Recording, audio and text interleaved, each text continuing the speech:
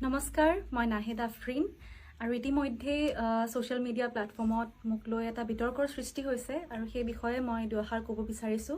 right from the beginning আজি কেইদিনমান পূৰ্বে আসাম ষ্টেট ফিল্ম এৱাৰ্ডছৰ ৰিজাল্ট ওলাইছিল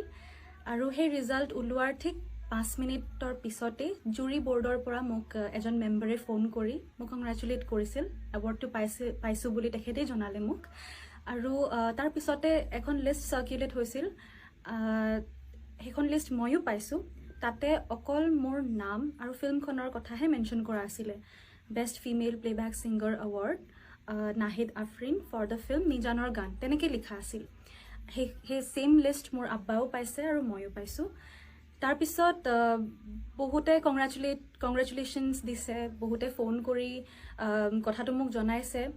ইনফেক্ট আসাম ষ্টেট ফিল্ম এৱাৰ্ডছৰ অৰ্গেনাইজিং কমিটিৰ পৰা অৰ্গেনাইজাৰ্ছ সকলেও ফোন কৰি মোক টাইম জনাইছে যে কেইটাত আহি পাব লাগে এৱাৰ্ডটো ল'ব লাগে সো ঢেৰ কলছ আহি থকাৰ কাৰণেই তেওঁলোকে মোক ইনভাইট কৰিছিল কাৰণেই মই যোৱাকালি এৱাৰ্ডটো ল'ব গৈছিলোঁ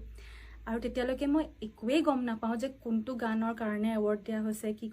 কি কথা কাৰণ নিজানৰ গানত মই জানো যে মই এটা গান গাইছো যাৰ নাম হ'ল নতুন এজাক আৰু সেই গীতটিৰ কাৰণে মোক এৱাৰ্ডটি দিয়া হৈছে বুলি মই গম পাইছিলোঁ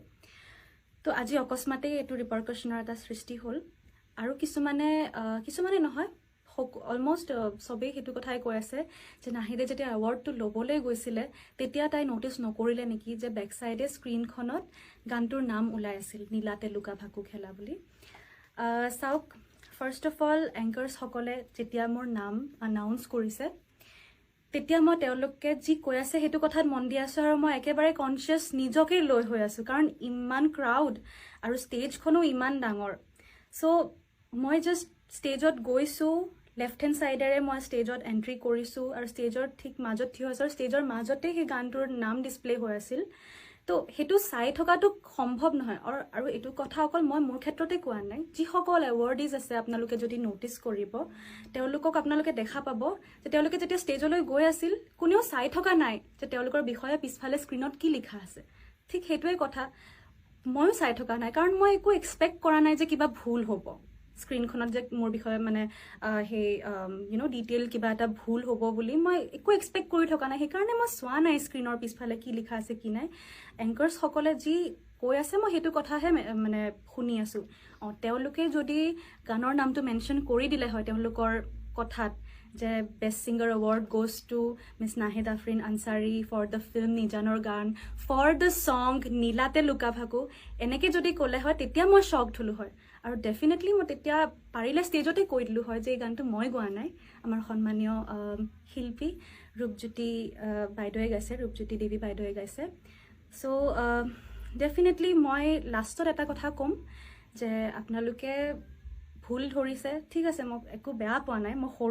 সৰু হৈ আছো ভুল আপোনালোকে ধৰিছে যদি মই বেয়া পাবলৈ নাযাওঁ আপোনালোকক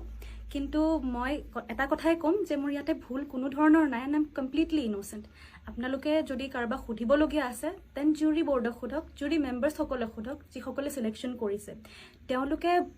মোৰ নাম নমিনেট কৰি মোক সিলেক্ট কৰিছে নে তেখেতৰ নাম নমিনেট কৰি তেখেতক সিলেক্ট কৰিছে এই গানটোৰ কাৰণে হেতু তেওঁলোকৰ পৰা ক্লাৰিফিকেশ্যন যদি আহে মই বেছি ভাল পাম আৰু ইনফেক্ট লাষ্টত যদি মই গম পাওঁ জুৰি বৰ্ডে যদি স্বীকাৰ কৰে যে নাই এই এৱাৰ্ডটো নাহিদক নিদি আমি নীলাতে লুকা ভাকুৰ গীতটিৰ যিগৰাকী কণ্ঠশিল্পী সন্মানীয় ৰূপজ্যোতি দেৱী বাইদেউ তেখেতক যদি তেওঁলোকে কয় যে দিব এৱাৰ্ডটো তেতিয়া মই হেপিলি এৱাৰ্ডটো ঘূৰাই দিবলৈও ৰেডি আছো কাৰণ সেই একেটিয়া এৱাৰ্ড মই আগতেও পাই থৈছো আৰু মই হেতুক লৈ যথেষ্ট স্যাটিসফাইড আৰু মই লাষ্টত হেতুৱে ভাবো যে এৱাৰ্ডে কোনো মানুহক ডেসক্ৰাইব নকৰে এৱাৰ্ডে মোৰ টেলেণ্ট বা মোৰ নলেজ কেতিয়াও ডেসক্ৰাইব নকৰে মোৰ কামে ডেসক্ৰাইব কৰি যাব আজি এৱাৰ্ড এটা পোৱাৰ পাছত মই অহাকাইলৈ যদি গানে বেয়াকে গাওঁ তেতিয়া লাভটো কি থাকিব গতিকে আপোনালোকৰ আশীৰ্বাদ বিচাৰিছো আৰু সাপোৰ্ট বিচাৰিছো ধন্যবাদ